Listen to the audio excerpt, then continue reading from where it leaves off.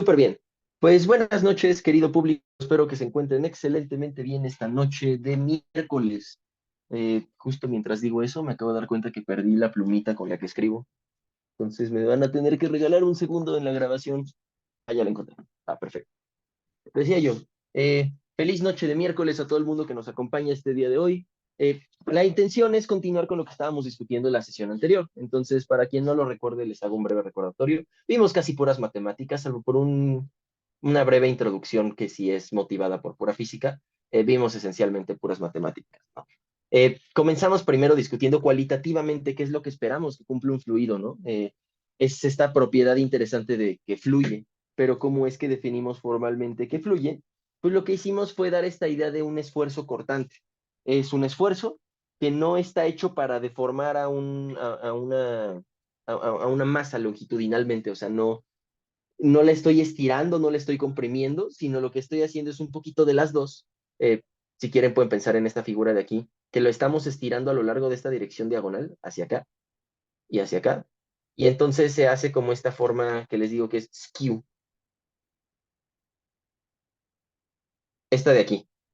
Entonces, pues bien, estamos viendo, por tanto, que tenemos estos objetos que van a presentar esta propiedad de que cuando yo les aplico un esfuerzo cortante, van a seguirse deformando y deformando y deformando y no se van a dejar de deformar. Esos son los que estamos llamando fluidos, ¿va? Y entonces ahora sí. Eh, Definimos lo que era un fluido, dimos la hipótesis de continuidad, que es precisamente que estamos trabajando en alguna escala donde las cantidades físicas sí tienen sentido, o sea, donde sí hay algún sentido real en hablar de la densidad o de la temperatura, porque, bueno, no sé si lo sepan, es algo que se suele anotar pocas veces durante, pues, básicamente cualquier estudio de termodinámica, pero estas propiedades que nosotros llamamos presión, temperatura, volumen y demás, solo pueden ser medidas, uno, cuando el sistema esté en equilibrio. Si el sistema no está en equilibrio, no podemos medir presión ni temperatura ni nada. Por eso hay que esperarse a que entre en equilibrio el termómetro con el sistema para poder medirla, por dar un ejemplo. Este, pero no solamente eso, sino que si yo voy quitándole cachos al sistema, estas propiedades macroscópicas se pierden. O sea, hay un momento donde yo ya me quedo con tan poquitos átomos que no tiene sentido hablar de temperatura. Eh, el límite, si no estoy mal, es justamente en este orden que vi aquí, de 10 a la menos 9 centímetros al cubo, que esto es aproximadamente 10 a la 10 partículas. O sea, es mucho, mucho menos que un mol, claramente. Es uno entre 10 a la 13 moles, esencialmente, porque un mol es 10 a la 23. Entonces, es muy poquito, son muy pocas partículas, y no obstante, con esas ya basta para que nosotros tengamos estas cantidades macroscópicas. Así que, bueno, posteriormente hicimos un análisis con un relativo cuidado de cómo se hacen las integrales dobles, y entonces la intención del día de hoy es continuar aprovechándonos de estas herramientas de matemáticas para poder desarrollar lo siguiente. Entonces, voy a empezar con el primer cacho que en teoría sí es de fluidos, nada más. Por el momento no va a tener tanta cara de fluidos, por la forma en que lo voy a ver. Vamos a hablar de la densidad. Y déjenme recolocar el título o algo así. Ah, fenomenal. Eh, pues bien, hola Jaime, acabo de ver tu comentario. Eh, Pues bien, ¿qué es esto de densidad? Ustedes ya tienen una noción clara que densidad es esto de masa por unidad de volumen. Entonces, simplemente quiero llegar a una descripción de densidad que nos va a ser más útil. Eh, Supongan que nosotros tenemos un medio continuo. Eh, Nuevamente pueden pensar así como dibujo en un frijolito, pueden pensar en agua, pueden pensar en plastilina, no sé, ahora sí que es a pedir de cliente. Pero lo interesante, pues, de este medio continuo va a ser que nosotros lo que buscamos es calcular la densidad.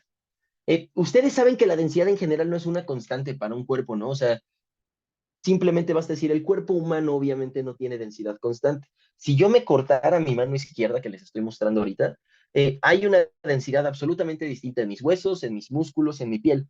Entonces, si yo quisiera calcular la densidad de mi mano, realmente estaría hablando de la densidad promedio, que es, calculo toda la masa, calculo todo el volumen y hago el cociente.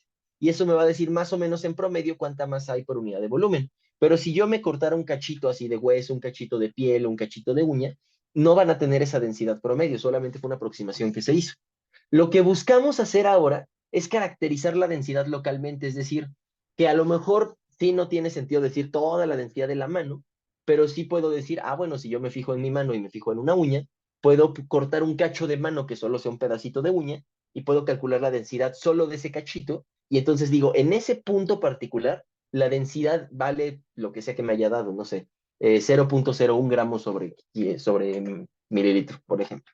Eh, por dar unidades de químico también. ¿Qué unidades tan aberrantes acabo de usar?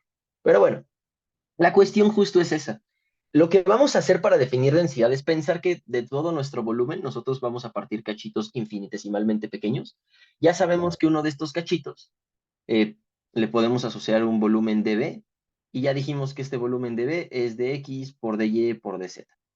Muy bien, donde dx, dy y dz pues son sus dimensiones en las tres direcciones principales, un cachito en x, un cachito en y y un cachito en z, y estos tres juntos forman un cubito, o bueno, un paralelepípedo, y este es el que tiene volumen lado por lado por lado. ¿Está bien? Entonces, ya que yo le pellizco un cacho a nuestro objeto, vamos a definir la densidad como sigue. Supongamos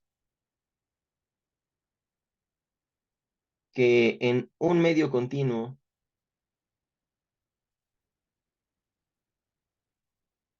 en una posición R, con medio continuo me refiero a algo que satisface las hipótesis de continuidad que dijimos la vez pasada. Eh, entonces, en un medio continuo, en una posición R, tomamos un elemento de volumen dB. Si este tiene masa dm, que es una masa chiquita, entonces definimos la densidad, que es una función de la posición. La densidad cambia dependiendo de dónde la midamos, es lo que les estaba diciendo. De no es lo mismo si yo mido la densidad de mi mano, medirla en la piel, en el hueso o en la uña. Y ya no me sale mi rosa, ahí está. Rho como función de R es simplemente lo que sea que valga la masa del cachito entre el elemento de volumen que nosotros estamos tomando. ¿Sí queda clara esta expresión para todo el mundo? Y todo el mundo entiende que pues, es la misma definición que llevan viendo toda la vida, solo que ahora la hice en chiquito. Solo me queda la duda de que esa R es para la función de DDB, ¿no? O sea, podríamos desarrollarlo de DDB como DDX, DDY y DDZ, ¿verdad? Entonces ahí estaría nuestra Ah, duda. no te entendí, a ver otra vez. O sea, podríamos sustituir DDB en nuestra función de No, densidad. no, no, no, no, no lo leas así, solo léelo dB. Ajá, continúa, continúa. Ok. ¿Podemos sustituir dB con qué? Con DX, DY, DZ, o sea, la multiplicación. Sí, Y en este entonces así lo instante no hacemos tiene en sentido, pero términos. ahorita voy a Ajá. recuperar la interpretación. Pero no Ok. quiero que lo pienses como sustituirlo. O sea, la idea es que no veas la X, la Y y la Z. Esto es puro cálculo, Ok. esto no es física, eso no sirve de nada. Lo que nos Muy importa es bien. el dB y el dm. O sea, Ok. estas son las dos cantidades que sí son físicas, de verdad. Es yo agarro un Muy bien. pedacito, le mido su masa y hago la división entre la masa entre el volumen. O sea, esto les está diciendo la misma definición de densidad que conocen de toda la vida, solo que ahora en vez de agarrarlo globalmente, la agarro a cachitos, Ok. ¿sí? Pero Muy es bien. como la Sí, sí, sí. velocidad, que al principio la definen como distancia entre tiempo y al final termina siendo una derivada de la posición respecto al tiempo. O sea, esto es lo mismo que esto de acá, solamente que en cachitos. Estamos diciendo, te recorres una distancia pequeñitita y la divides entre el tiempo chiquititito que te tardas en recorrerla y eso te da tu velocidad instantánea en ese momento. Aquí es algo muy parecido. Aquí es me agarro un pedacito pequeño, le tomo su volumen, le calculo su masa, le mido su masa, y entonces la densidad es este cociente de la masita entre el volumen, llevado exactamente a ese extremo, donde aquí ya no es que el tiempo sea muy pequeño, sino que el volumen que se ocupa es muy chiquito, pero es una noción parecida. ¿Sí me explico? Y ya, muchas gracias. No, no hay de qué, Leonardo. Sí te digo así, Leonardo, Leo, no sé, ¿cómo prefieres? Como usted quiera, profesor. Pero muy bien Háblame suena. de tú. Ahí sí, para que veas, ahí sí no es. Dime, Andreu, por favor. Ok, Háblame de tú. Sí, ok. no, muchas gracias. Vale. ¿Y el resto, todos claros? ¿Alguna pregunta? De aquí se puede despejar, por cierto, muy fácilmente cuánto vale la masa. Así, la masa de un elemento de volumen,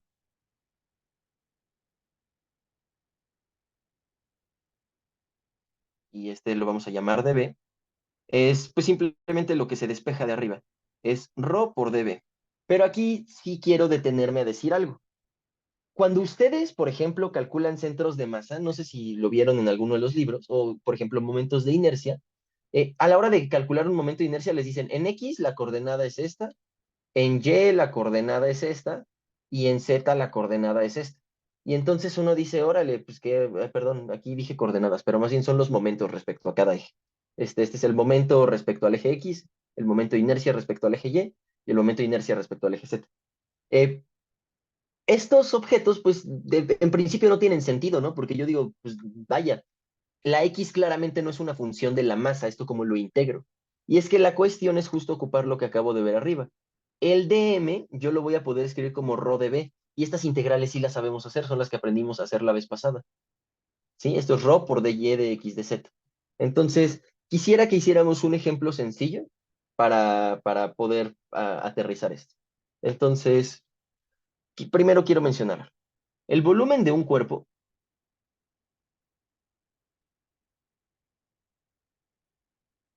y este cuerpo le voy a llamar V, así quito con serifas si les parece bien, pero me refiero al conjunto en R3.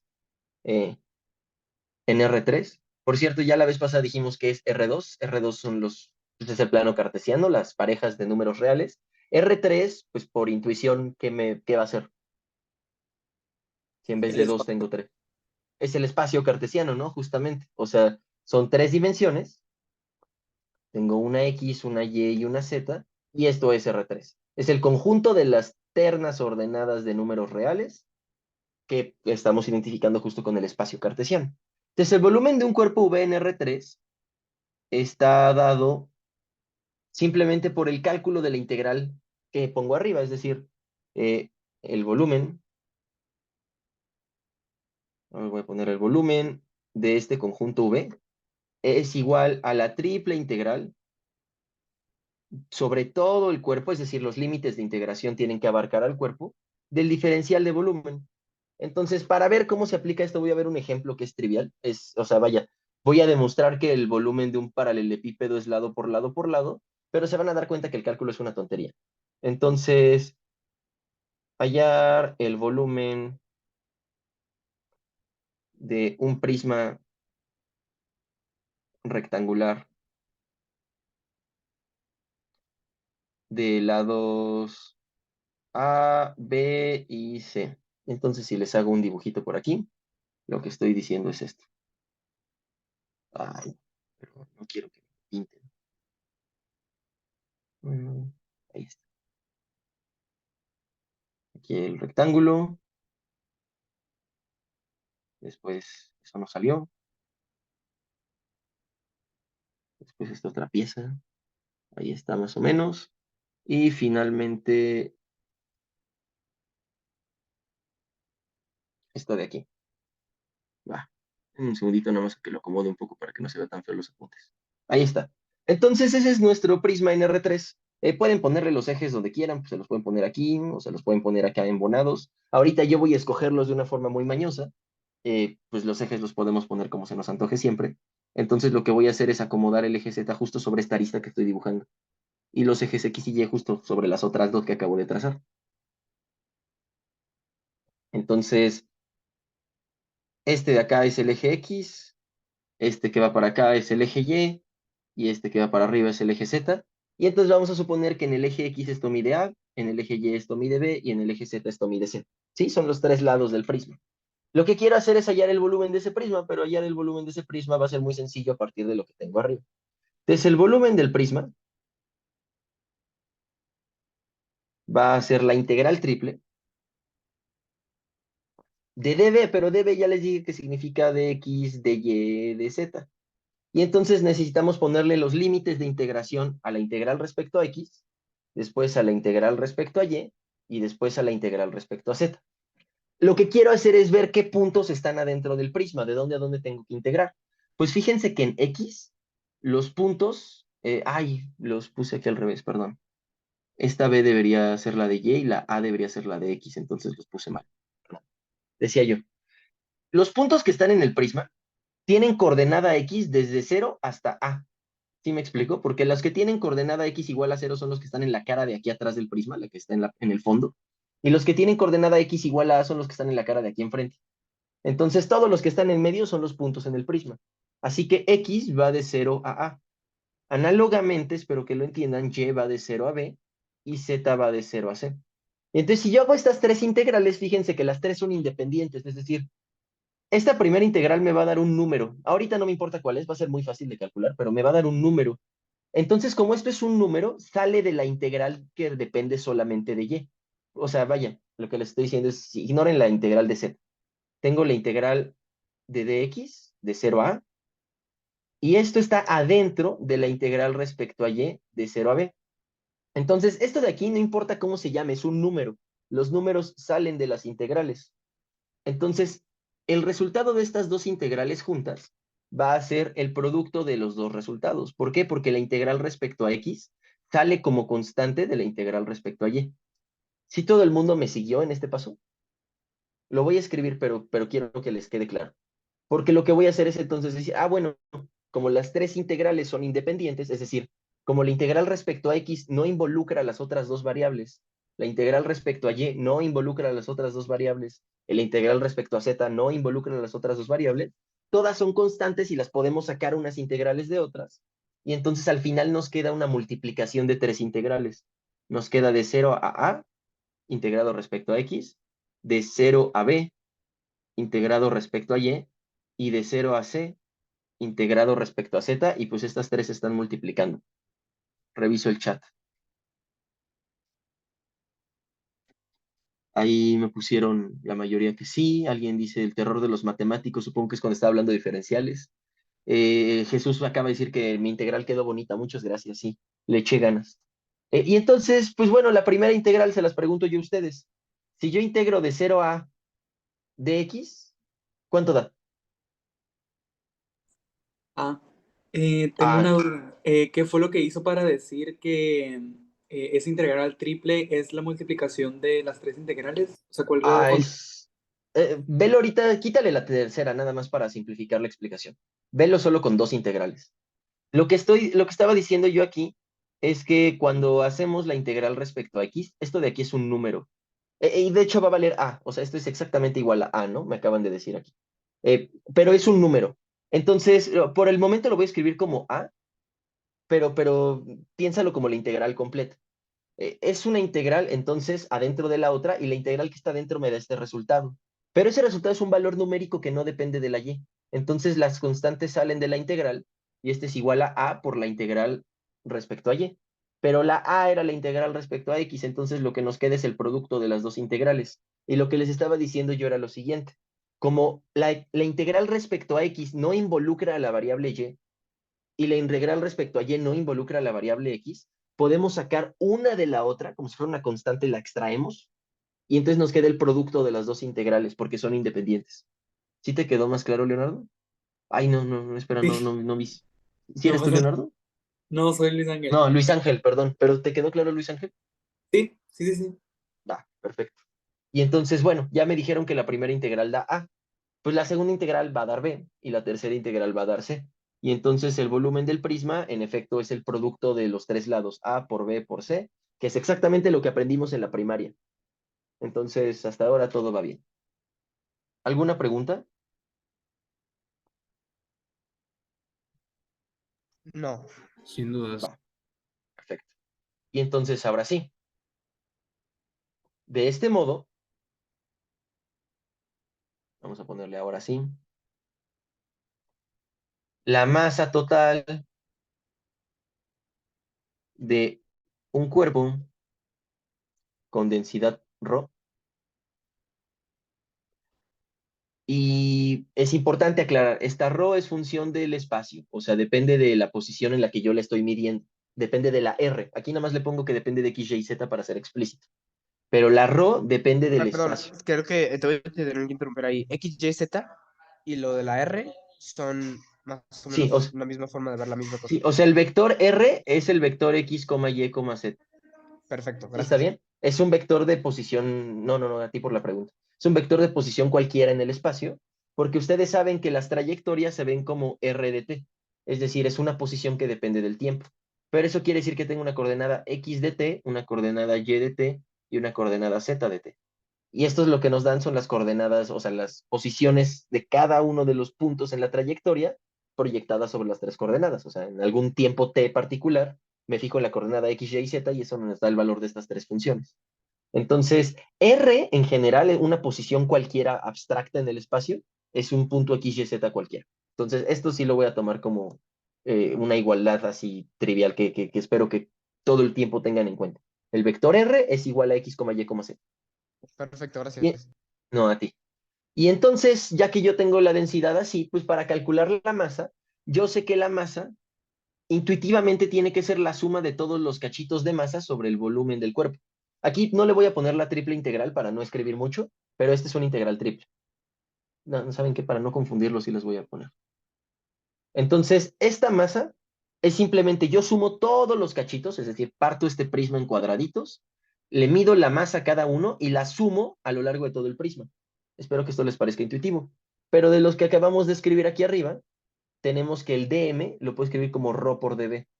Y entonces esto es igual a la integral triple. Aquí sí ya se va a entender que es triple, o sea, voy a poner una sola, nada más para no escribir tanto. Del ρ, que depende de x, y y z, y esto está integrado respecto a x, respecto a y y respecto a z. Y entonces fíjense que esto es lo que les decía hace rato. Esta integral de aquí, a mí me la ponen y yo no tengo ni idea de cómo calcularla, porque m ni siquiera es una variable común, o sea, me refiero como si yo tuviera un eje de las posiciones, pues claramente a cualquier punto aquí le puedo asignar una x, una posición, y puedo poner una integral a partir de eso. Pero si yo hago esto como función de la masa, pues vaya, o sea, por ejemplo, un cuadrito que tenga masa igual a 3, pues puede estar aquí, o puede estar acá, o puede estar acá. Entonces, intuitivamente no hace sentido calcular esta integral. O sea, yo no tengo una variable m respecto a la cual integrar, pero yo sí puedo escribir esta dm como estos tres, y entonces, bueno, como la ρ por estos tres, y entonces esto sí claramente lo vamos a poder integrar. Entonces voy a hacer un ejemplo de cálculo para que veamos cómo se calculan estos explícitamente. Eh, entonces, pues bien, consideremos lo siguiente.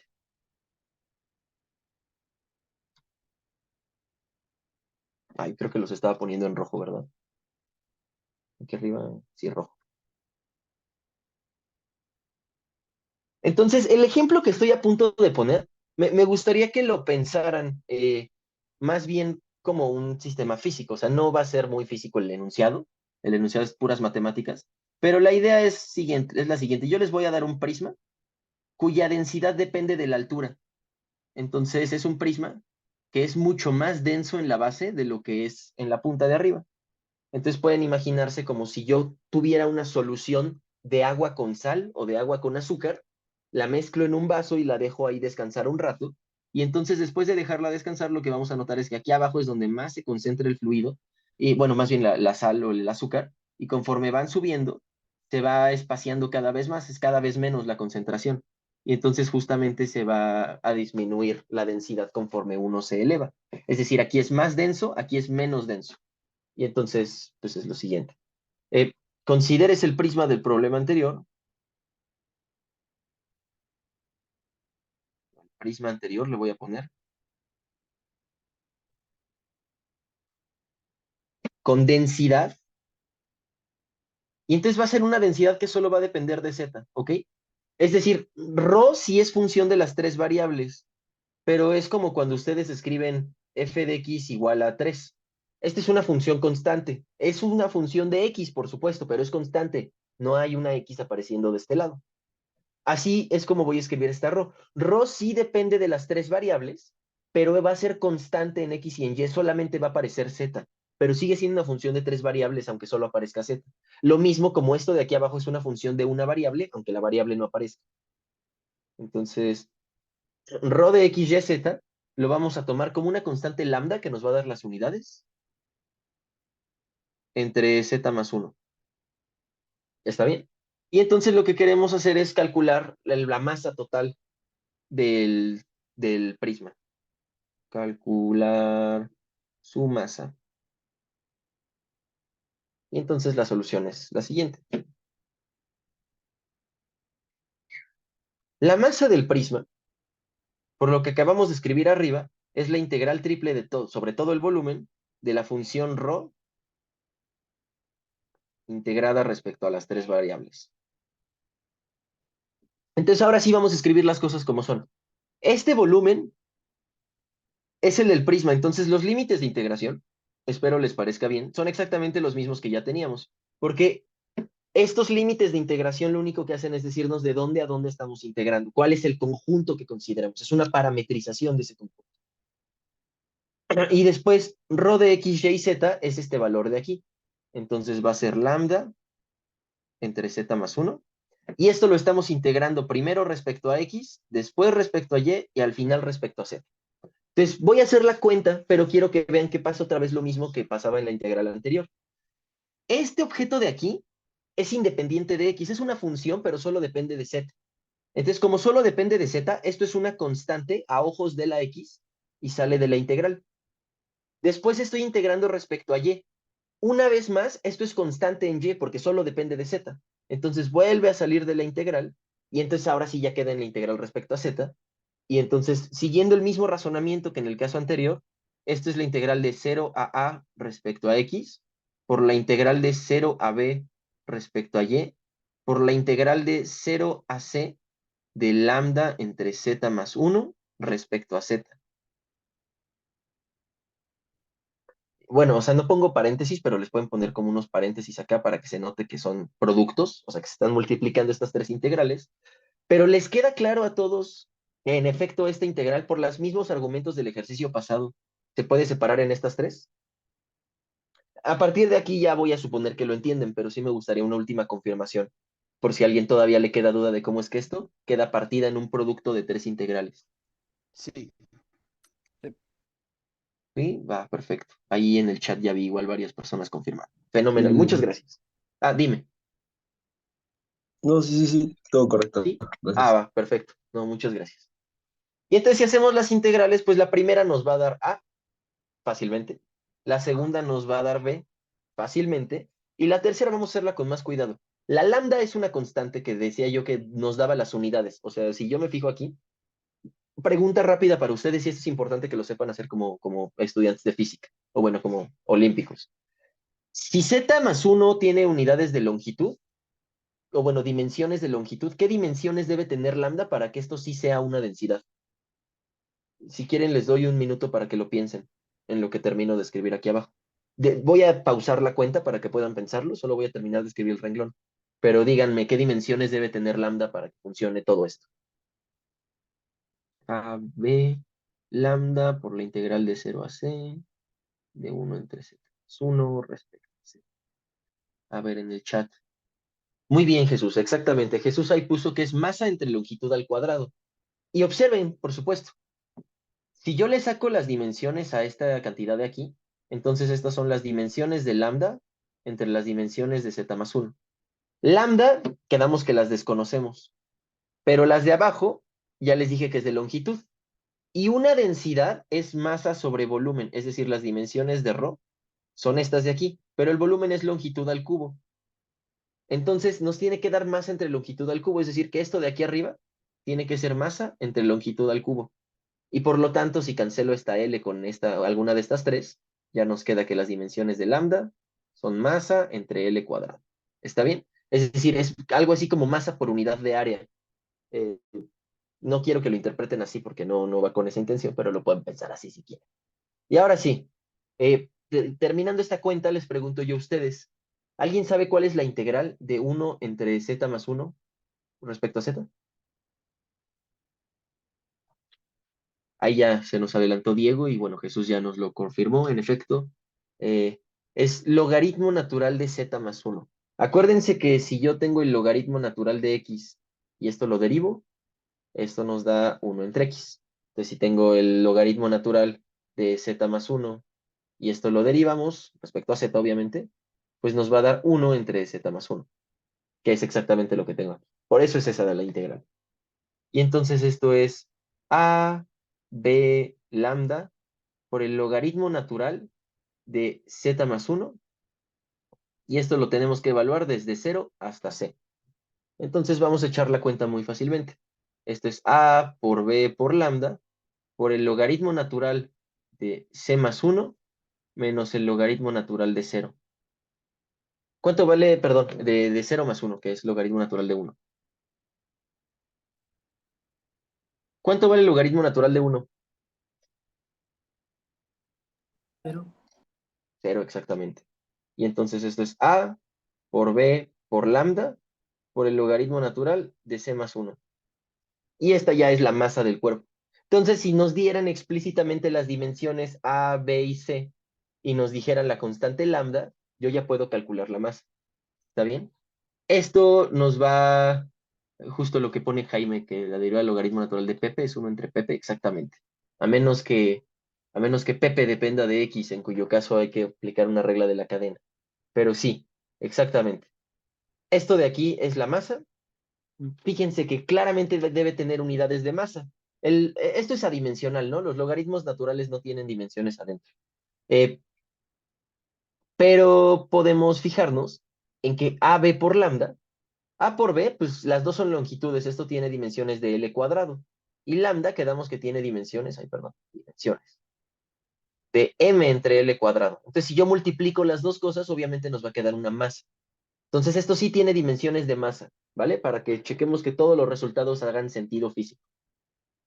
¿Alguna pregunta?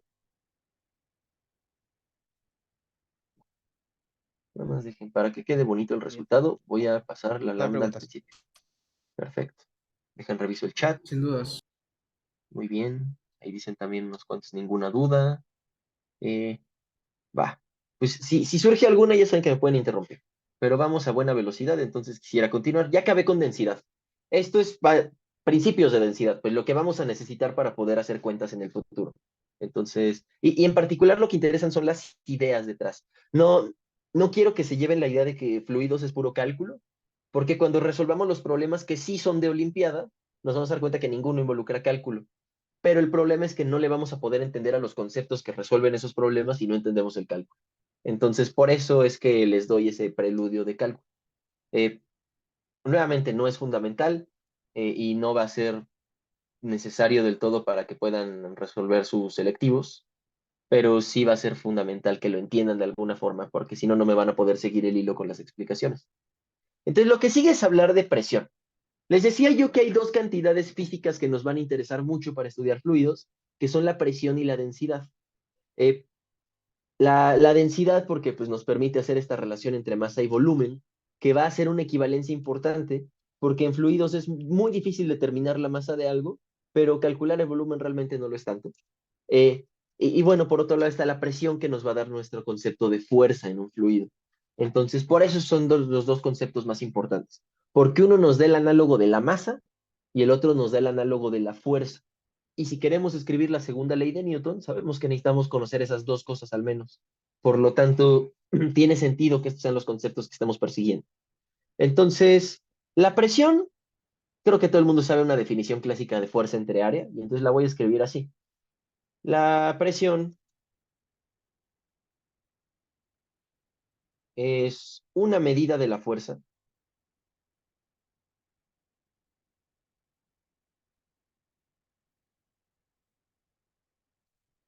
que un fluido ejerce sobre un elemento de área.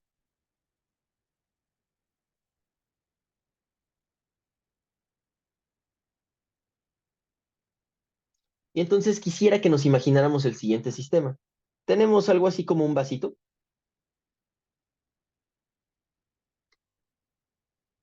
Ahí está más o menos aproximado el vaso. Sí, ya, vaso esférico. Perfecto.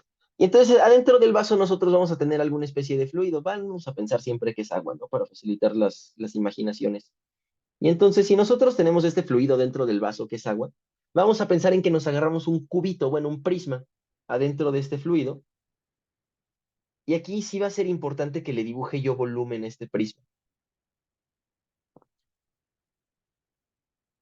Lo que sucede es que como ustedes han experimentado de manera empírica a lo largo de su vida, cuando se bañan o cuando se meten en una alberca o lo que sea, Es que el fluido ejerce alguna especie de presión sobre ustedes. Vaya, no tienen que ser ricos e ir a una alberca. Pueden llenar un plato hondo con agua y meten su mano y sienten esa presión. Es incuestionable que esa presión existe. Por el momento no nos preocupamos por su origen, pero sí aseguramos que va a existir. ¿Ok? Y entonces, fíjense lo que tenemos. Si yo le pinto unos ejes a este sistema, entonces estos van a ser los ejes X, Y, Z. Lo que voy a hacer es asignar cada una de estas tres caras que se alcanzan a ver a uno de estos ejes.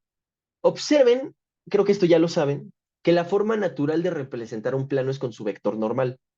Particularmente cuando ustedes, esto lo vamos a ver aquí también, pero seguramente estudiaron ya la ecuación de continuidad, que dice que el área por la que viaja un fluido multiplicada por la velocidad que lleva debe ser una constante.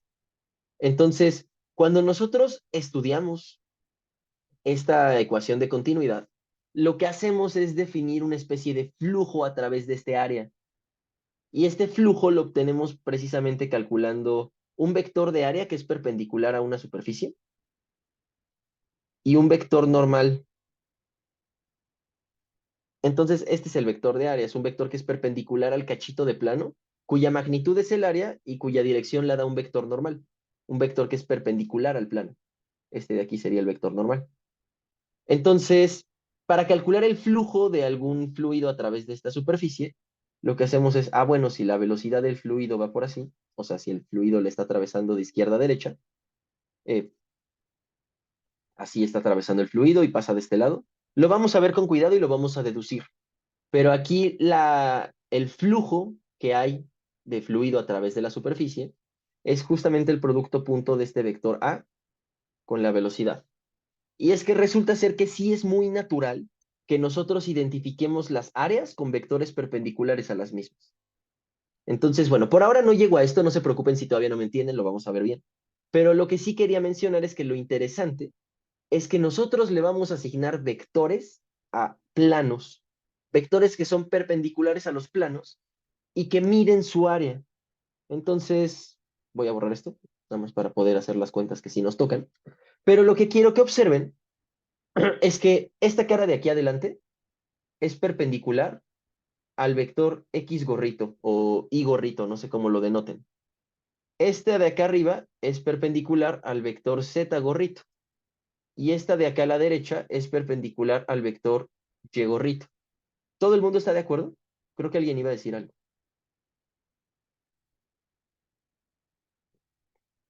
Y bueno, también en particular quisiera sí, asegurarme, ¿alguna vez han escuchado de que es de esto de los vectores perpendiculares al plano? ¿Sí, sí les parece algo familiar?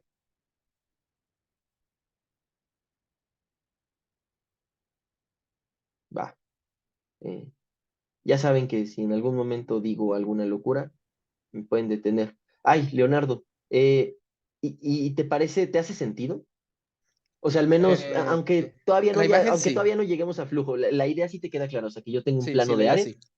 que tiene un vector perpendicular y el vector de área simplemente es la magnitud por el vector normal.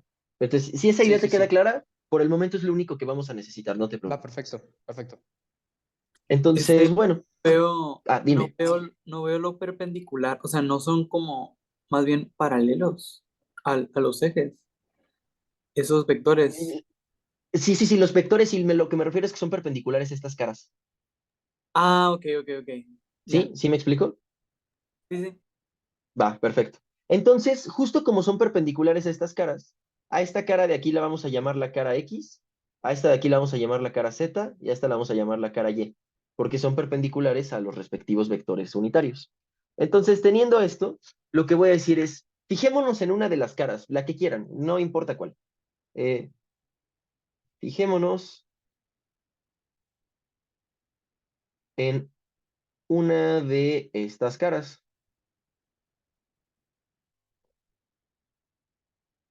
Estas sienten fuerzas en las tres direcciones y esto es importante. Y aquí es donde vienen los esfuerzos de corte. Y aquí es donde viene la relevancia de que hayamos platicado eso en la sesión anterior. Si yo me fijo solamente, por ejemplo, en la cara que está en Z,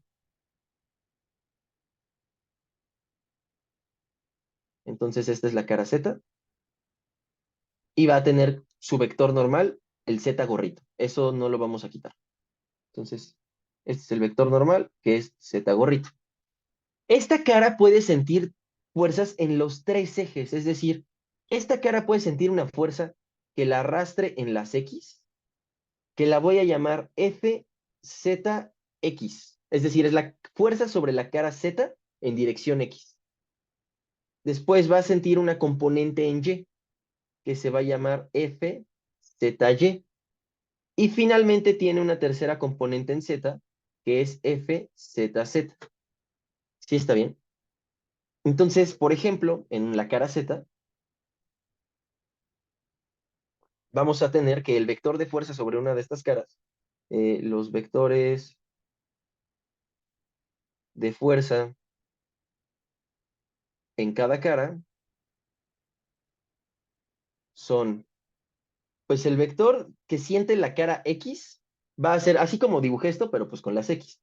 Es la primera entrada es la fuerza XX, la segunda va a ser la fuerza XY y la tercera va a ser la fuerza XZ. Les recuerdo que esto se relaciona con las fuerzas de corte, o bueno, los esfuerzos de corte, porque si yo tengo imagínense que estoy viendo un cubito lateralmente. Yo tengo un cubito lateralmente, y yo esta cara de arriba la jalo a la derecha. Es decir, no la jalo hacia arriba, no la jalo hacia abajo, no la jalo en el sentido de la cara. Es decir, no le aplico una FZZ, sino que le aplico una FZY. La jalo, perdón, tangencialmente a la cara sobre ella, pues esto lo que va a producir es justamente lo que les platicaba la sesión pasada, es un tirón en este sentido. Le hace un esfuerzo de corte al sistema. Entonces, espero que sí les quede claro que las tres fuerzas existen. No solamente hay fuerza perpendicular a la cara, sino que hay fuerzas tangenciales. Y entonces, ahí está la fuerza X, escribo la fuerza Y que es igualita y la fuerza Z que es la que dibujamos. La fuerza en la cara Y va a tener una componente FYX, va a tener una componente FYY y va a tener una componente FYZ. Y la fuerza que aplicamos sobre la cara en X, pues va a tener una componente en Z.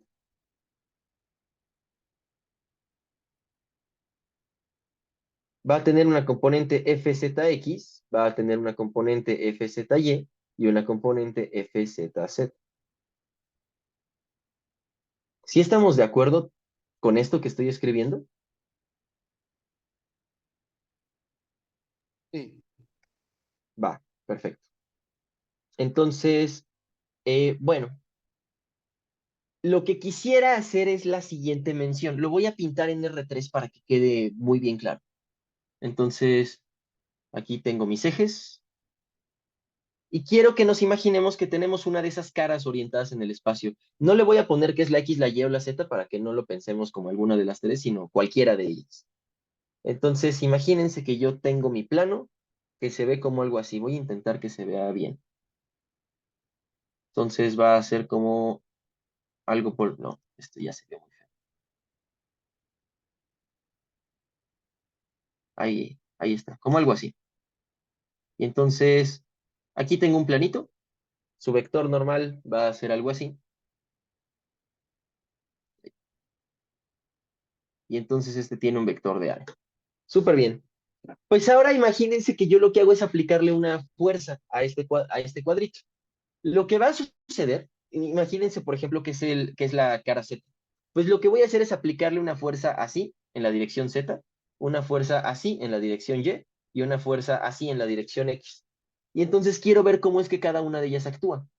Pues bien, este vector yo lo puedo proyectar en cada una de las tres direcciones. Es decir, si yo saco la sombra, se pueden imaginar que le pongo un foquito aquí arriba y que este foquito esté echando luz, y entonces ilumina una sombra aquí en el plano XY, que corresponde con precisamente este cuadrito.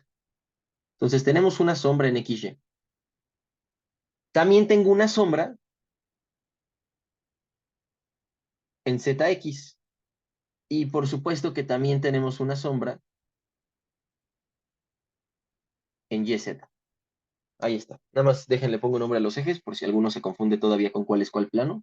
XY es el suelo, XZ es el de la izquierda. Bueno, realmente ZX el de la izquierda y YZ es el de aquí atrás. Y entonces yo tengo esas tres áreas que son áreas efectivas, es decir, pueden verlo de esta forma. Si yo empujo de arriba hacia abajo esta cara, así parejo, en todos los puntos le aplico una fuerza de arriba hacia abajo, lo que yo voy a ver realmente es si yo le aplicara una fuerza a este objeto que se ve plano. ¿Sí está bien? Porque cuando ustedes ven un objeto de frente, lo que ven es la proyección del objeto sobre el plano que es perpendicular a su mirada. ¿Sí? O sea, vaya, pueden pensar, tienen su computadora o su teléfono enfrente. Si ustedes lo inclinan, no van a seguir viendo la pantalla completa, sino que la pantalla va a pasar de ser un rectángulo a ser cada vez un rectángulo más angostito conforme ustedes lo van inclinando, hasta que al final es una línea cuando la pantalla es perpendicular a ustedes. Si ustedes le aplicaran una fuerza derechita a la pantalla, así por ejemplo, si le soplaran con un soplahojas o le echaran una corriente de agua y suponemos que no se descompone su pantalla, entonces si la tienen de frente, la pantalla va a recibir toda la fuerza así directamente, pero si la tienen de perfil, no va a recibir ninguna clase de fuerza. Y entonces lo que estoy viendo es que las fuerzas solamente actúan sobre una cara si hay algún cacho de esa cara apuntando hacia la fuerza. Es decir, si la cara es totalmente perpendicular a la fuerza, así, bueno, con la cara me refiero al vector, pero debería decir, si el vector es totalmente perpendicular a la fuerza, es decir, si mi vector de área va así y yo la fuerza la estoy aplicando de abajo para arriba, no va a haber presión. La fuerza tiene que estar aplicada de alguna forma en alguna componente que sí vea la cara de frente. ¿Me explico con esto? Sí, Sí, va. sí, sí. Sí, todo bien. Y entonces, pues muy bien, vamos a tener lo siguiente. Entonces, vamos a tener... Ah, bueno, y por cierto, nada más como detalle de cómo se calculan estas áreas. No sé si les parezca muy antinatural y me lo dicen si les parece muy raro, pero el producto punto significa proyectar. Espero que esto sí lo sepan. O sea, si yo le saco el producto punto a dos vectores, esto es la magnitud del primero por la magnitud del segundo por el coseno del ángulo que los separa. Es decir, si yo aquí tengo a U y aquí tengo V, fíjense que U por el coseno de teta es este cateto de aquí. Esto de aquí mide U por el coseno de teta. Porque, pues ya saben ustedes sacar componentes de vectores. U es la magnitud, este ángulo de aquí es teta, entonces ese cachito tiene que ser U por el coseno. Se ve en la prepa. Y después esto de aquí lo estamos multiplicando por V. Y eso es el producto punto. Es exactamente esta expresión algebraica que tengo arriba. Yo calculo esa proyección y multiplico por V. Entonces, ¿qué es lo que hace el producto punto? Proyecta un vector encima de otro y multiplica las normas de los dos que me quedan. Entonces, por ejemplo, si yo hiciera este vector de área producto punto con z gorrito, a producto punto con z gorrito, esto lo que me va a dar es exactamente la componente del área que apunta en la dirección z, es decir, el área de esta sombra de aquí. Esto me va a dar el área en el plano XY, es decir, el área de la cara en z. ¿Sí?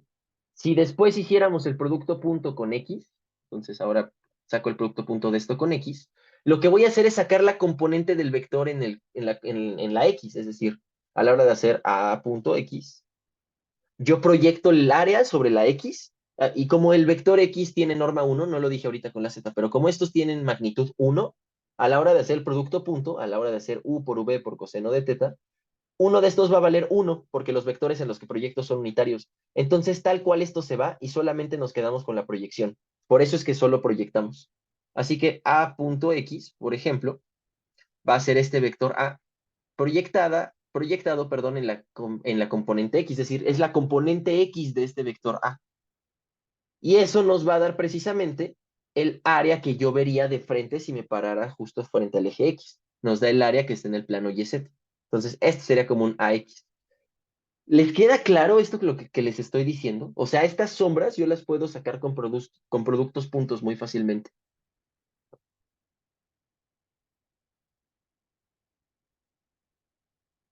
Sí, sí, todo bien. ¿Sí? Para todo el mundo. Espero les quede claro.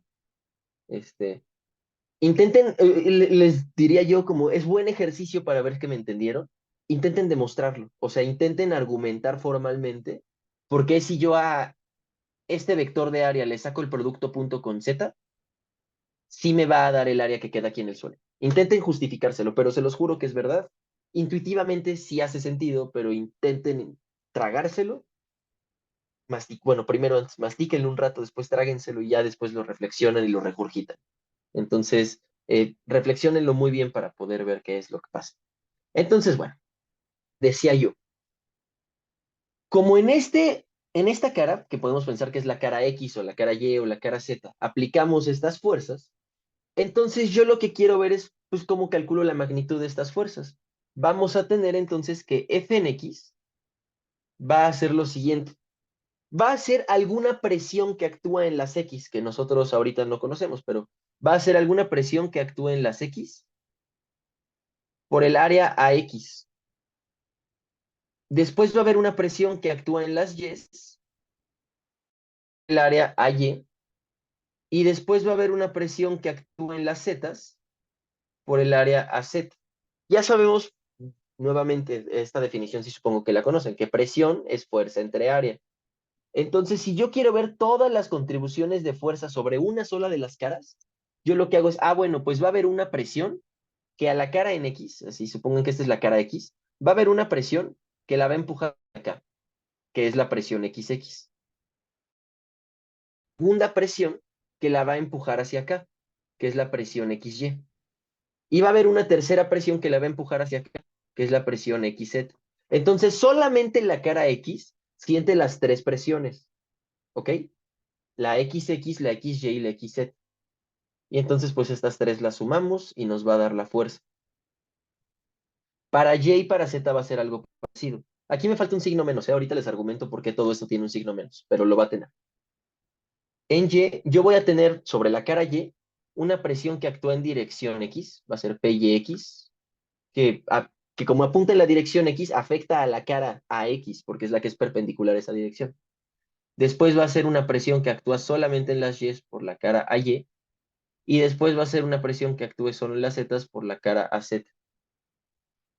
Si está bien, ¿les parece bien? Y lo mismo para Z. Va a ser una presión en dirección X sobre la cara Z, va a ser una presión que actúa en la dirección Y sobre la cara Z, y va a ser una tercera presión que actúa en la dirección Z sobre la cara Z. Va, muy bien. Ahora nada más, muy brevemente les explico por qué aquí va un signo menos. Eh, estas tres llevan todas un signo menos. Menos y menos. Y el signo menos es fácil de explicar. Si yo me fijo, bueno, espera, va a ser muy fácil de explicar una vez que yo escriba esto. Si yo propongo vectores, proponemos que la presión, las presiones no son vectores, pero van a ser estos mini vectores de presión que van a desaparecer muy rápido. Pero entonces llamamos Px al vector que tiene las entradas Pxx, Pxy, Pxz, y análogamente Py y Pz, análogos.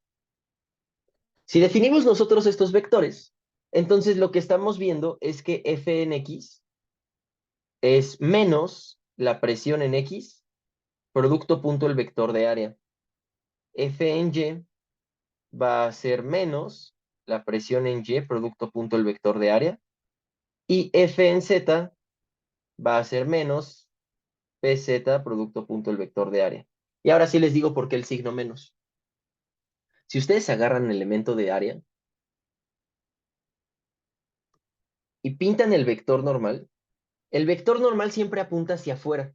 La presión es un número, y esto es importante, aunque aquí le esté yo dando un carácter vectorial, realmente esto no es un vector en el sentido de que se le puede interpretar físicamente.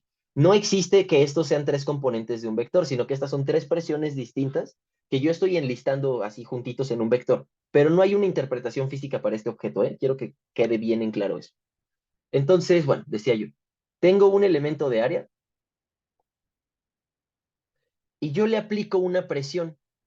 Va a haber una presión en este punto. La presión no tiene dirección, la presión es un valor. Pero ahora sí les pregunto yo. Imagínense que, no sé, esto es un cubito o algo así. Si ustedes le aplican una presión en este punto, ¿hacia dónde va la fuerza? Y la pregunta es más bien, va en el sentido de A, o sea, es paralela a A o es antiparalela a A.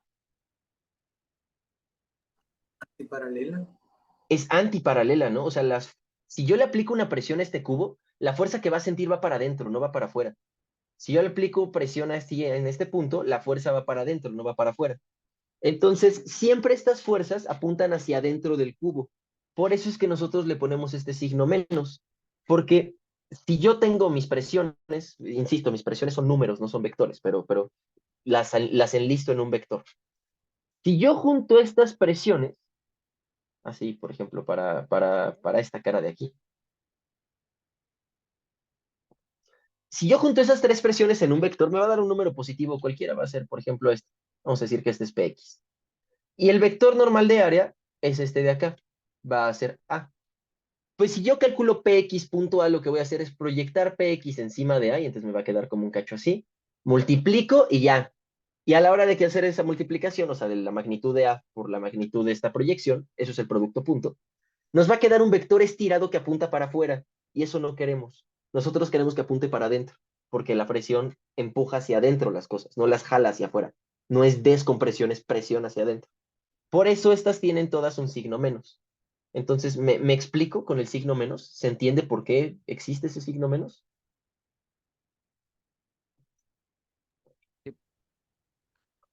Entonces dicen antiparalela y dice, por eso el producto es negativo, exactamente, Jesús. Va. Sí, sí, sí, sí, sí, va, fenomenal. Muy bien. Excelente. Y entonces ahora sí ya voy a llegar a la conclusión y la conclusión es preciosa, ¿eh? O sea, de verdad es muy linda. Fíjense que estas son las fuerzas. Ay, no me digas esto. Esperen, se me acaba de trabar la aplicación. Permítanme nada más. La cierro y la vuelvo a abrir porque si no, no sé qué le pasó. Luego se le atonta un poquito. Ojalá no se hayan perdido los apuntes de ahorita. No se perdieron. Muy bien. Qué bueno. En un segundo y les vuelvo a compartir pantalla. Aquí está. Fenomenal. Bueno, propusimos esos tres vectores y nada más aquí voy a agregar algo antes de escribir este resultado. Falta una flecha. Eh, proponemos estos tres vectores y además proponemos el vector de área como AX, AY, AZ, de modo tal que sucede precisamente esto. Muy bien. Ahora sí, ya que lo tenemos bien escrito, vamos a concluir. Esto lo que voy a hacer es juntarlo en un solo vector. Esta es la fuerza neta en magnitud que ocurre en cada una de las tres caras. Entonces, como estas son las fuerzas netas en magnitud que ocurren en cada una de las tres caras, pues por supuesto que estas sí las puedo yo poner en un vectorcito, una que apunte en X, una que apunte en Y y una que apunte en Z, porque al final están siendo aplicadas sobre esas caras. Y el vector que yo formo con estos tres, ahora sí es la fuerza neta que siente la cara. Por lo tanto, la fuerza neta que siente la cara es Fx, Fy, Fz. Permítanme cambiar de notación. Esto para la mayoría va a ser algo nuevo. En este momento parece arbitrario y por el momento lo vamos a dejar como algo arbitrario. Pero resulta ser que en matemáticas es mucho más conveniente escribir a los vectores como columnas que como renglones. Entonces lo voy a escribir como un vector columna. ¿Sí? Simplemente escribí estas tres, pero en vertical. Y es exactamente lo mismo. O sea, es el mismo vector, solamente lo escribí paradito. Pero para lo que me va a servir es para escribirlo así. Fx, yo ya sé que esto es menos Px punto A. Fy es menos Py punto A. Y Fz es menos Pz punto A. Genial. Le voy a sacar el signo menos a ese vector. Y voy a escribir esto de una forma en la que tal vez ustedes ya hayan visto, tal vez no. Entonces, primero, ¿qué significa Px punto A, Py punto A y Pz punto A? Es exactamente estas tres expresiones que tengo aquí arriba. Entonces, me voy a encargar de simplemente copiarlas y pegarlas, porque si no me voy a tardar 1000 años en lo que las escribo. Copiar, Pegar. Genial.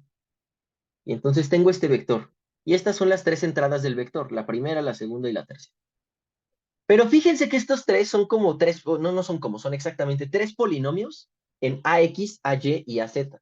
Es decir, esto lo pueden pensar como un coeficiente A11 por X, más un coeficiente A12 por Y, más un coeficiente A13 por Z. Después el que sigue es A21 por X, A22 por Y, A23 por Z, y el que sigue va a ser A31, A32, A33 por X, por Y y por Z. Y entonces les pregunto a ustedes, ¿a qué les suena esta expresión?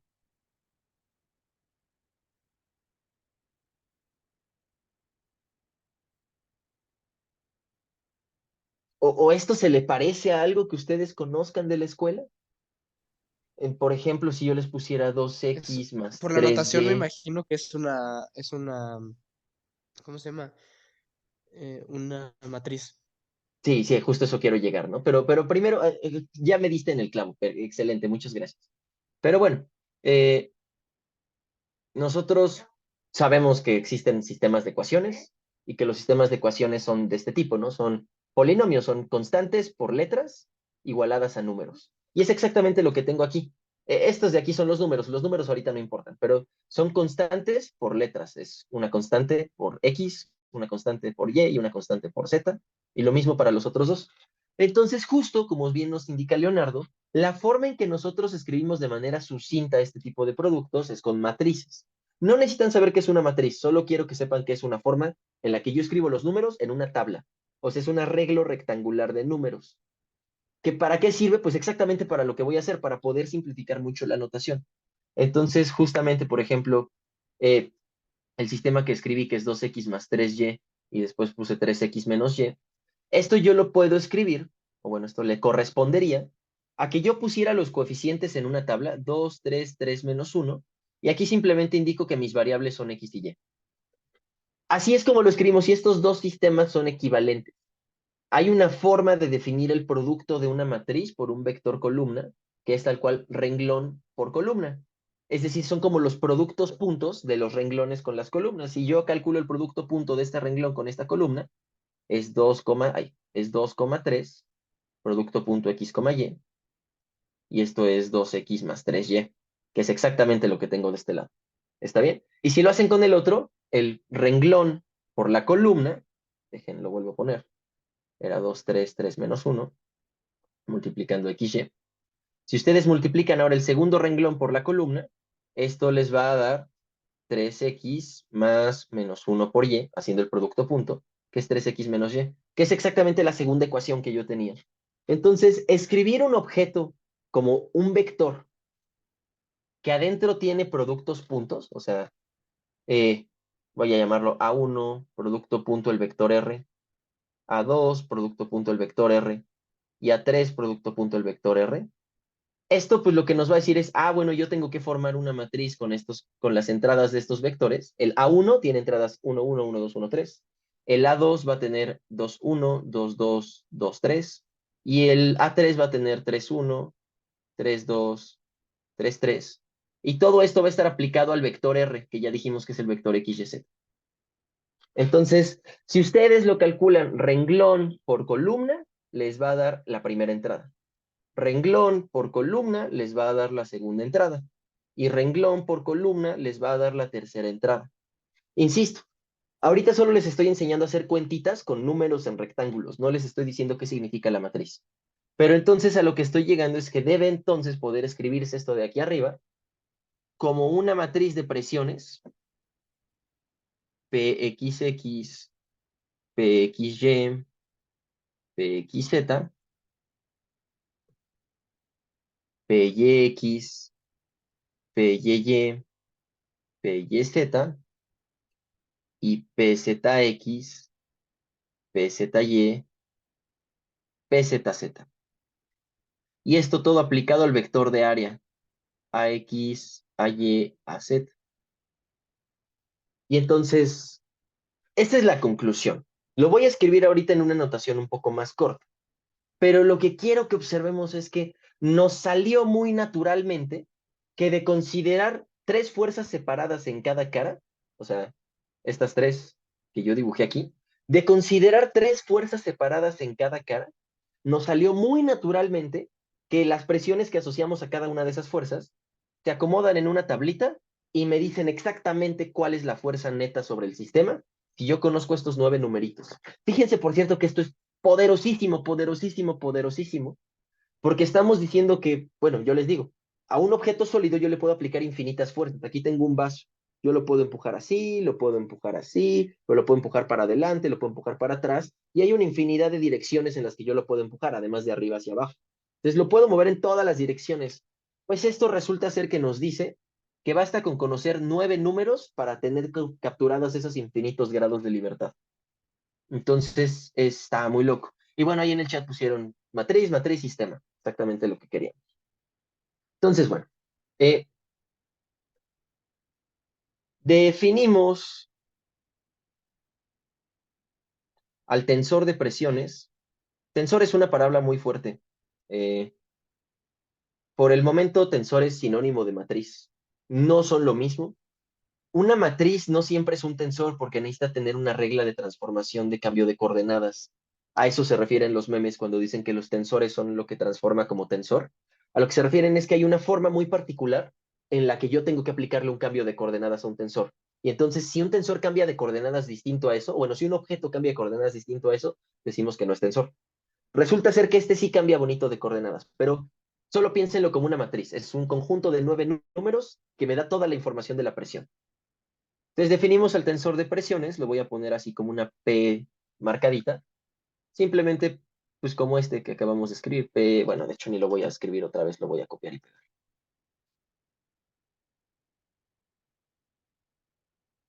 Copiar, pegar.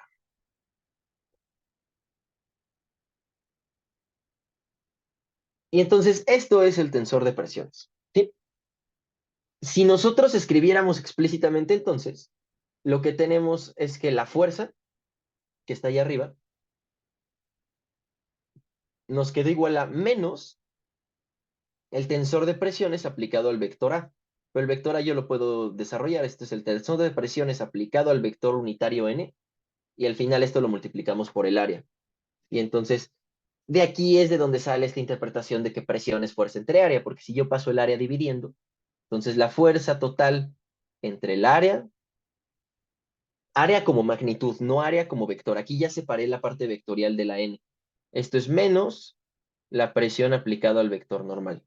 ¿Sí? De aquí sale esto de que presión es igual a fuerza entre área.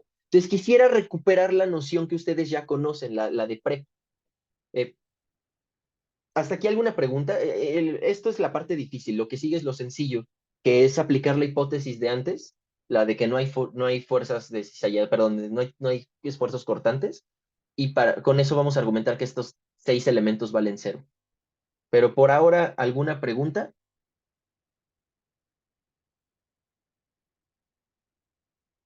Nada más me quedó duda del vector normal, se habla de la fuerza normal. El vector normal quiere decir, normal es sinónimo de perpendicular, no lo olvides. Entonces, cuando Gracias, yo tenía el eso área, era. Ok. teníamos nuestro vector de área, que simplemente es la magnitud, por un vector perpendicular unitario, que es el que le da el carácter de dirección. ¿Sí está bien? Este de aquí es el n y el de arriba es el a. Perfecto, muchas gracias. Sí, no, no, a ti por la pregunta. Eh, a ver, reviso el chat. No voy a definir formalmente tensor Jesús. Si quieres, al final podemos platicar de eso. Pero por el momento, esto es una matriz y ya. O sea, es una matriz. Punto.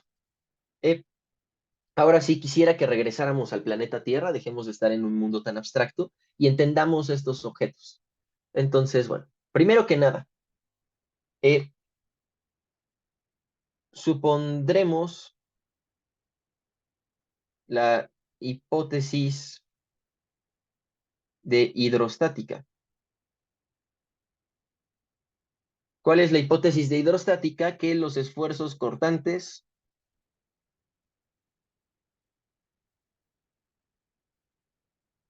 valen cero. Y esto no lo habíamos escrito, pero es una consecuencia muy fácil de lo que habíamos dicho la vez pasada respecto a la definición de fluido. Si yo me regreso aquí arriba, ¿cómo definimos fluido? Un fluido es aquel material que no se opone a la deformación por esfuerzos cortantes, perdón. No se opone, no tiene ningún mecanismo físico que se oponga a estos esfuerzos. Por lo tanto, si yo le aplico un esfuerzo cortante, a fuerzas lo voy a mover. Y es lo que decíamos la vez pasada, de si yo chorreo agua en la mesa y le aplico así mi mano, como ven ustedes así, pero encima del agua, pues la voy a desparramar por todos lados, la voy a esparcir, porque el agua no tiene forma de resistirse a ese esparcimiento, a esta fuerza, a estos esfuerzos de corte. Si bajamos, digo yo, la hipótesis hidrostática quiere decir que el fluido no se está moviendo. Por lo tanto, como los fluidos no tienen manera de oponerse a un esfuerzo cortante, para que el fluido no se mueva, los esfuerzos cortantes valen cero. Así es inmediato, que las fuerzas que definimos hace rato, F en X, solamente va a tener una componente en X, porque ya lo habíamos platicado. Las otras son de corte. Déjenlo escribo y me regreso al dibujito para que lo veamos.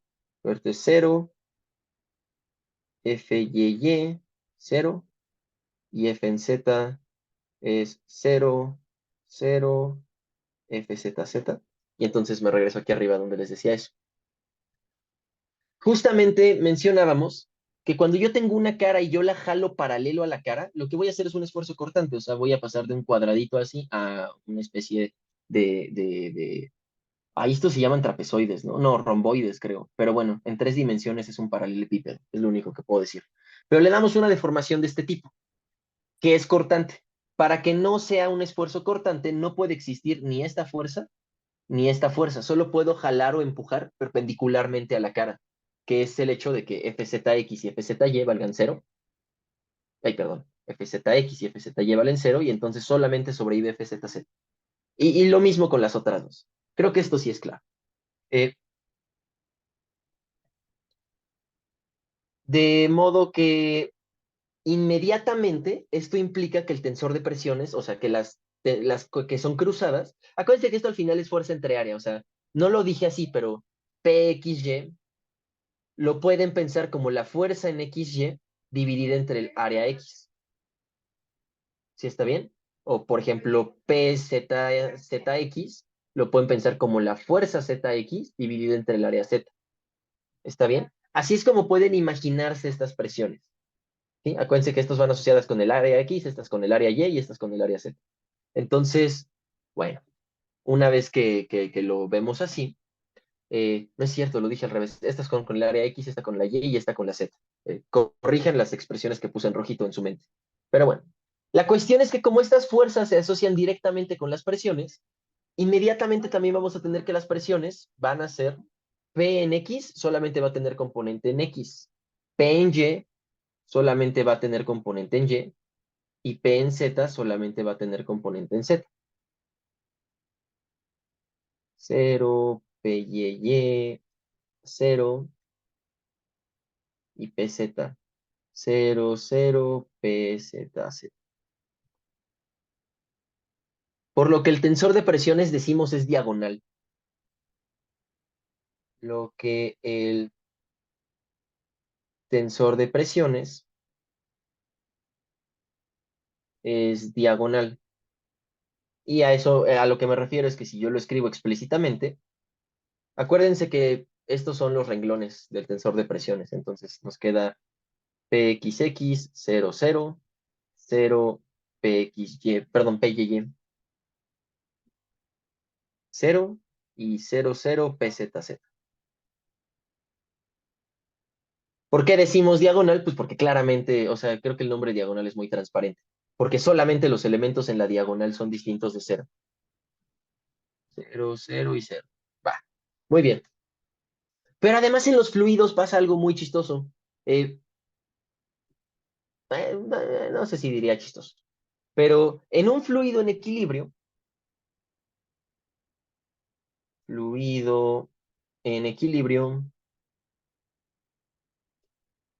todas las presiones se igualan.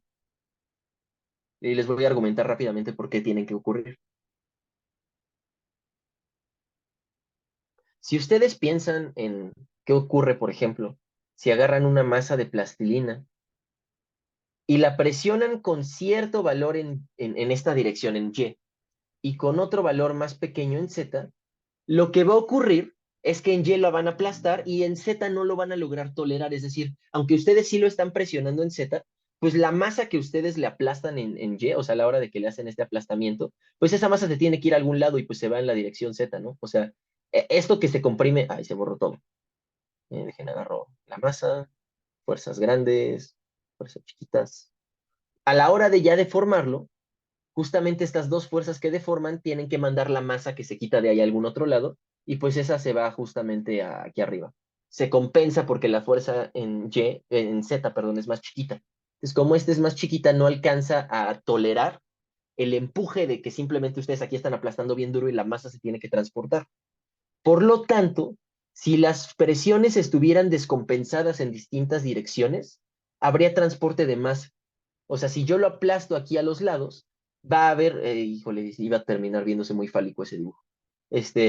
Si yo lo aplasto aquí muy duro en la dirección Y, aquí y acá, entonces pues va a suceder que la masa se va a transportar en la dirección vertical porque no hay otra dirección en la que se pueda transportar. Y por lo tanto ya no va a estar en equilibrio el fluido. Por lo tanto, en un fluido en equilibrio, todas las presiones tienen que ser la misma. Yo no puedo empujar distinto en X de lo que empujo en Y, de lo que empujo en Z. ¿Sí está claro? Sí. Sí. Entonces, PXX es igual a PYY es igual a PZZ. Y esto voy a definir la presión P, solamente P, a secas. De modo que si yo escribo el tensor de presiones ahora con esta notación, me queda que esto es P00, 0P0, 00P. Y si yo le saco la P, o sea, se la factorizo a esta matriz, nos queda 1, 0, 0, 0, 1, 0, 0, 0, 1. Esta matriz que tiene unos en la diagonal y ceros en todo lo demás es muy importante, se le llama matriz identidad. Y es esencialmente el 1 de las matrices. Si yo multiplico cualquier matriz por esta, la voy a dejar igual. Si multiplico un vector por esta matriz, lo voy a dejar igual. Esto lo vamos a comprobar muy rápidamente. Matriz identidad. Yo le llamo identidad porque me respeto, pero los físicos le dicen mucho matriz unidad. Esto más bien, o sea, bueno, se lo van a encontrar de grandes. Todo el mundo le dice matriz identidad en cualquier contexto, o sea, en la prepa, cualquier profesor, incluso ingenieros, físicos, lo que quieran, le van a decir matriz identidad. En la universidad, en cualquier clase de álgebra, se va a llamar matriz identidad. Pero en las clases de física cuántica, no tengo idea por qué, se les ocurrió que se llame matriz unidad. Desconozco, pero bueno. La voy a denotar, así como la P del tensor de presiones, le puse así la doble rayita, pues la matriz identidad tal cual es un 1 con la doble rayita. O sea, es un número 1, pero le hacemos la doble marca. ¿Está bien? Y entonces sí quisiera verificar rápidamente aquí en una esquina que la matriz identidad cumple lo que les acabo de decir. Que yo la multiplico por cualquier vector y lo deja igual. Entonces, sea V igual a un vector con coordenada X, coordenada Y y coordenada Z. Entonces, la matriz identidad multiplicando al vector V es la matriz que tiene unos en la diagonal y cero en todo lo demás. Cero en todo lo demás, dije. Y esto va a multiplicar al vector Vx, Vy y Vz. Y entonces ya dijimos cómo se hacen estas cuentas. Es renglón por columna. Déjenme mover esto un poquito a la izquierda. Ahí está. Entonces va a ser primer renglón por la columna. Después segundo renglón por la columna y después tercer renglón por la columna. Y cuando hagamos el primer renglón seguramente van a ver de inmediato por qué se tiene que satisfacer. Pues primer renglón por columna, entonces es 1 por Vx más 0 por Vy más 0 por Vz. Entonces, como solamente Vx está multiplicada por 1, esto es Vx. Después el que sigue. 0 por Vx es 0. 1 por Vy es Vy. Y 0 por Vz es 0. Entonces, nuevamente, el segundo renglón lo que hace es matar estas dos y solo se queda con la segunda entrada. Y pues el tercer renglón va a ser más de lo mismo. Estos dos ceros van a fusilarse a estos dos cuates y este 1 va con el Vz. Entonces se queda aquí el Vz. Y entonces esto es el vector V.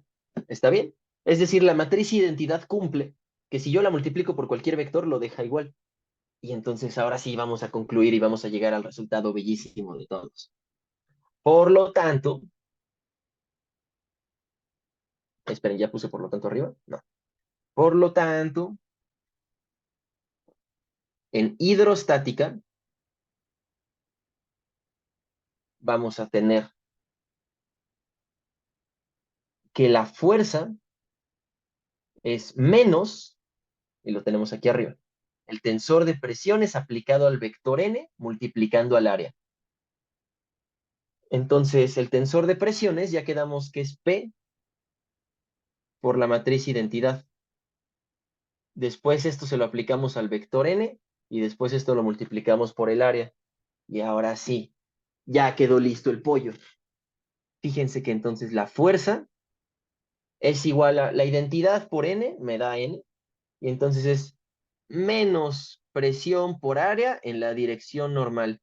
Y esta es la que se tienen que saber y esta es la que espero que se sepan y la que espero que entiendan. Si yo solamente me fijo en escalares, es decir, si yo le tomo la magnitud a ambos lados, nos queda que fuerza es igual a presión por área y entonces se recupera que la presión es la fuerza entre el área. Y entonces, muy bien, embona con la prepa. Pero si no le quitamos los vectores, esto nos da una información adicional. No solamente nos está diciendo que la presión es la fuerza entre el área, sino que nos está diciendo que la fuerza, debido a la presión, siempre apunta perpendicular al plano. Siempre, siempre, siempre. Una fuerza debido a la presión apunta perpendicular al plano. Y además apunta en sentido contrario al vector de área. O sea, fíjense que este A por N es el vector de área. Entonces, yo podría escribir que F es menos P por el vector de área. Y esto también es totalmente correcto.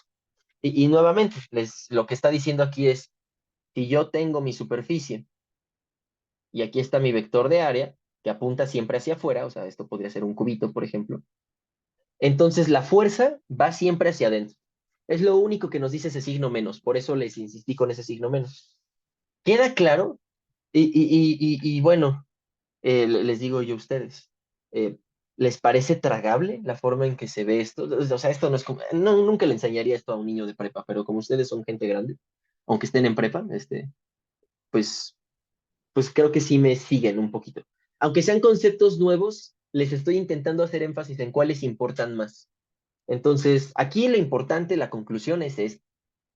Hicimos todo un meollo. Fíjense que fue muy chistoso, porque construí el tensor de presiones para después con una hipótesis asesinar al tensor de presiones. O sea, si uno empieza con el tensor de presiones así a lo burdo, pues ahí está, ¿no? Existe. Pero si le metemos a eso la hipótesis hidrostática, el tensor de presiones pasa de ser este objeto matemático complicado que es un tensor a convertirse en un número, en un solo número escalar. Redujimos esos 9 números a la diagonal y después dijimos que la diagonal tiene que ser siempre igual. Entonces todo ese tensor quedó reducido a un solo escalar que es la presión. Claro que como tiene que seguir siendo una matriz, aquí le pusimos una matriz identidad, pero esta matriz identidad, ya les dije, es esencialmente el 1. Es decir, estoy multiplicando la presión por 1. O sea, esto lo ignoramos. El tensor de presiones reducido al caso hidrostático es un solo número y ese número es la presión. Definimos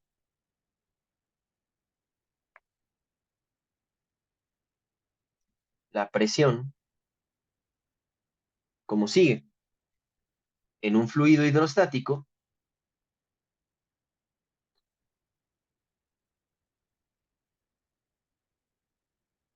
si F es la fuerza con la que este actúa perpendicularmente, y esto es importante, a un área A, entonces la presión es simplemente la fuerza entre el área.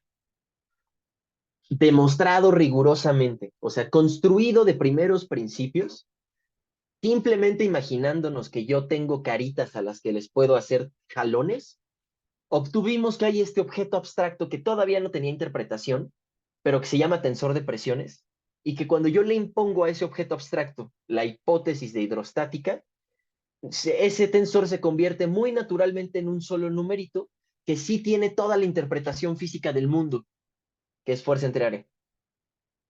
Entonces, hicimos, sí, exactamente lo que dice Jaime, es precisamente lo que hice.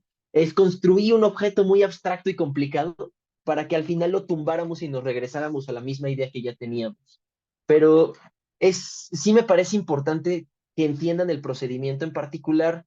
Este paso de hacer la intuición física, me gusta explicarlo porque sí termina de amarrarnos el concepto de fluido, en particular nos termina de amarrar esto de que no haya esfuerzos cortantes, o sea, creo que a la hora de hacer el dibujo de una cara con las tres flechitas, es muy claro que es un esfuerzo cortante, o sea, ya aquí es evidente que si el fluido está quieto, lo único que estamos permitiendo son fuerzas perpendiculares, porque si no, vamos a arrastrar, vamos a desparramar las cosas y a esparcirlas.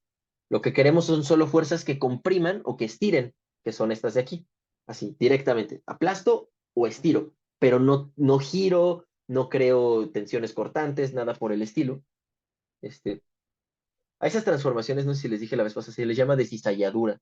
Entonces, un esfuerzo cortante produce una cizalladura. También hay esfuerzo de torsión que produce giros, esfuerzos de compresión, que justo son los que aplastan, como este es un esfuerzo de compresión. Entonces, pues vaya, lo que estamos viendo es que a partir de esta simple noción de que yo le aplico fuerzas a las caras de un cubito, que está dentro del, o sea, que es un elemento del fluido, recuperamos el concepto de presión de manera totalmente natural y muy fácil. O sea, vaya, es abstracto el camino, pero ningún paso en el camino es poco razonable, según yo. O sea, todo tiene sentido. Eh, Nada más una nota. Eh, en un elemento de elemento de área, perdón,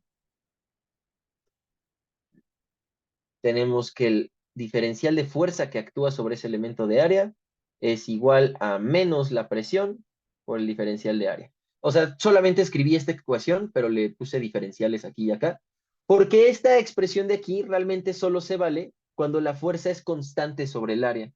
Si no es constante, entonces otra vez vamos a tener una presión, que es función de la posición, y tengo que agarrarme una fuerza chiquita que está actuando sobre un área chiquita, dentro de un sistema complicado. Así le pellizco aquí un cuadrito de superficie al frijolito y ahí es donde le mido la presión, que va a ser distinta en todos los puntos en teoría si depende de la posición.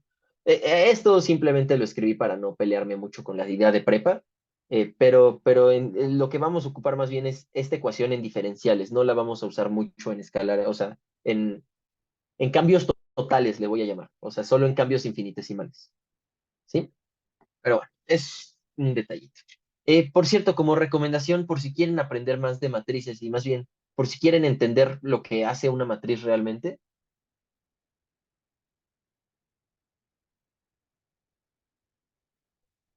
les recomiendo mucho un canal que se llama Three Blue One Brown. Seguramente la mayoría ya lo conoce.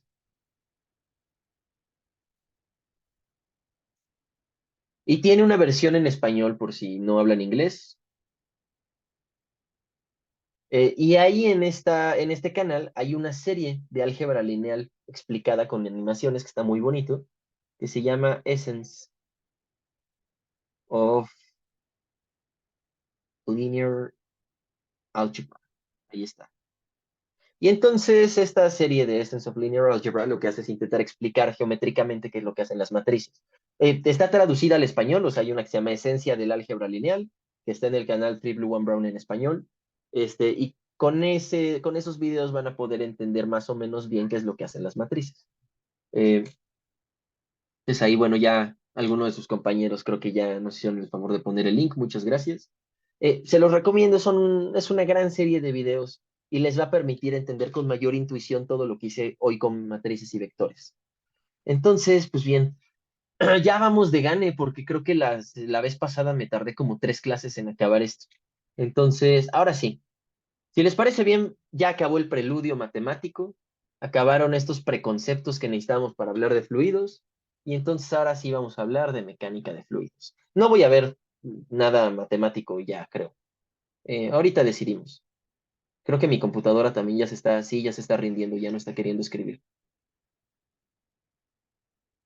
Es que miren, si escribo rápido me hace esto. Ahí está. Y antes sí podía, sí ya se está calentando. De fluidos. Entonces, ahora sí. La mecánica de fluidos es una rama de la física que se encarga exactamente de hacer lo que dice el nombre, de estudiar cómo se mueven los fluidos. Como la mecánica en general, esta se va a dividir en dos, en estática y en dinámica. Entonces, lo primero que vamos a hacer es estudiar estática de fluidos y después vamos a estudiar dinámica. A la hora de estudiar la estática, nos vamos a preocupar primeramente por estudiar la estática en fenómenos en el bulto del fluido, es decir, dentro de toda la masa. Llámese el principio de Arquímedes, llámese la presión hidrostática y esta ecuación del cambio de la presión con la altura, y posteriormente, esto va a ser al final después de ver dinámica, pero posteriormente vamos a ver los fenómenos superficiales que involucra la estática. En particular, vamos a hablar de tensión superficial. ¿Está bien? La tensión superficial es una fuerza de origen cuántico que aparece justamente en la superficie de los fluidos y que afecta de manera genuina, medible y perceptible cómo es que estos se comportan macroscópicamente. Por eso es que las gotitas de agua hacen esferas, por ejemplo. Después de ver lo primero de estática, estática en el bulto, vamos a ver dinámica en el bulto. Los fluidos son sistemas sumamente complicados. Aquí, bueno, nada más déjenme, le pongo lo que dije, que es fenómenos de bulto. Bulto en inglés, por cierto, se dice bulk, así como Hulk, pero con B. Este, en general se puede googlear las cosas como bulk, incluso en español, y se sigue usando. Yo le llamo bulto porque no me gusta hablar en inglés cuando hablo español, pero pues cada quien su gato. Y la otra son fenómenos superficiales. Y te les decía yo, cuando veamos dinámica, vamos a estudiar la forma más sencilla de la dinámica. Vamos a proponer un fluido de juguete, y con un fluido de juguete me refiero, vamos a suponer que es un fluido homogéneo, isotrópico, incompresible, a temperatura constante, que no pierde energía, que no tiene viscosidad, que no hace nada. Este, y entonces, viendo ese dibujo, este fluido de juguete, vamos a estudiar la dinámica del fluido de juguete. Vamos a sacar dos leyes, vamos a sacar la ecuación de continuidad y la ecuación de Bernoulli, que eso debería ser un repaso en teoría. En teoría tendrían a lo mejor deben tener a lo mejor una idea de qué son continuidad y Bernoulli. Vamos a deducirlas, vamos a hacer muchos problemas con ellas y al final, después de eso, vamos a hablar de viscosidad. La viscosidad es un fenómeno muy complicado. Entonces vamos a discutir la viscosidad en su manera, en su naturaleza más simple, ¿ok? Nos va a salir en unas ecuaciones de viscosidad sencillas, que lo que van a hacer es relacionar, se llama ley de Stokes, la velocidad terminal de una esfera que está fluyendo a lo largo de un fluido. ¿Ok? Y entonces con esta se puede medir experimentalmente la viscosidad y esa va a ser otra de las prácticas que les voy a dejar. Hoy no hubo práctica porque hoy todavía no llego a los conceptos, pero para la siguiente sesión a mí se me hace que les voy a dejar al menos una práctica de tarea, pero seguramente van a ser 2 o 3. No, a lo más van a ser 2, pero seguramente una. Eh, pero bien, entonces estos son los fenómenos. Les decía yo, la dinámica que vamos a estudiar es una dinámica de juguete, porque la dinámica de verdad es 1000 veces más complicada. Quisiera nada más para que entiendan. Les había platicado yo que yo me dedico a fluidos profesionalmente. Pues les voy a compartir una de las simulaciones que hicimos en el laboratorio. Esta no es mía, esta es de un alumno que se, bueno, o sea, no es mi alumno, es de hecho mayor que yo, él es de doctorado, pero es un alumno de mi asesor que se llama Juan. Este, y entonces, este es el videíto. Esto es un nadador bidimensional, que lo que hace básicamente es, pues aquí tengo un pescadito, y el pescadito se va doblando, y entonces esa pura fuerza geométrica del pescadito doblándose hace que avance. Entonces, este es un sistema bien interesante porque no hay ningún flujo externo, no le estamos haciendo nada al pescadito y el pescadito solito está avanzando con esta torcedura que ejecuta. Entonces, vaya, esto no lo vamos a analizar. Por supuesto que no, porque es complicadísimo. O sea, mírenlo. Ay, no sé si ahorita que le hice zoom se hizo el zoom con todo y ustedes, pero si uno lo ve así de cerca, lo voy a agrandar un poco.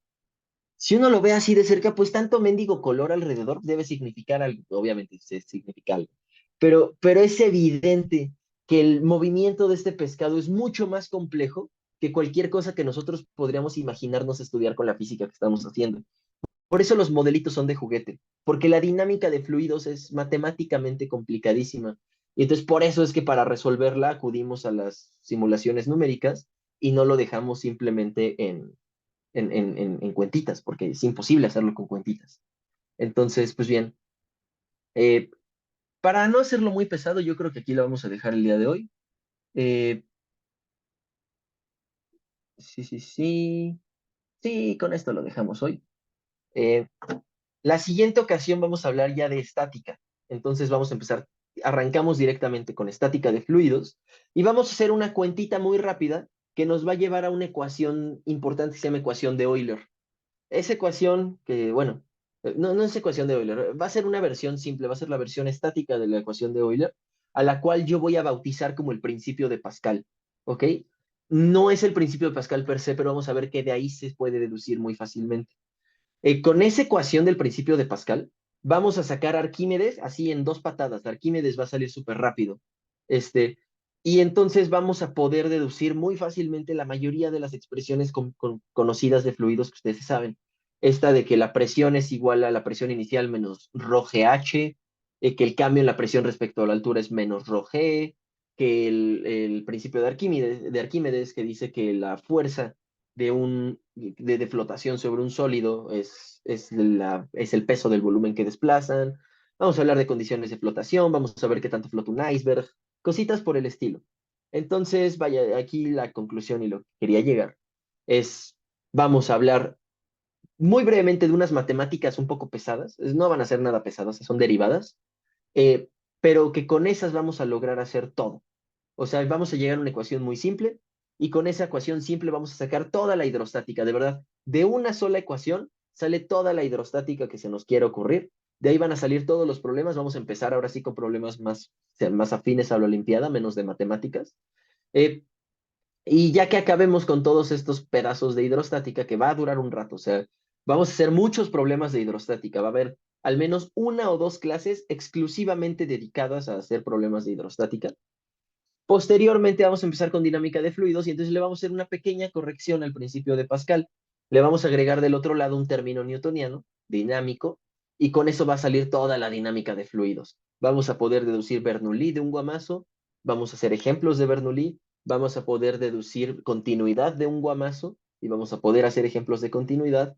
Y con eso, bueno, y al final hablaremos de viscosidad y tensión superficial, y con eso terminamos todas las clases. Entonces, van a ver que en algún momento agarraremos ritmo y nadie nos va a detener. Van a ver que en algún momento les van a empezar a cancelar sus clases de los jueves y entonces yo me voy a robar ese día para que tengamos dos clases de fluidos a la semana. Si mañana nadie les dice que van a tener clase, vamos a tener clase yo, o sea, vamos a tener clase conmigo.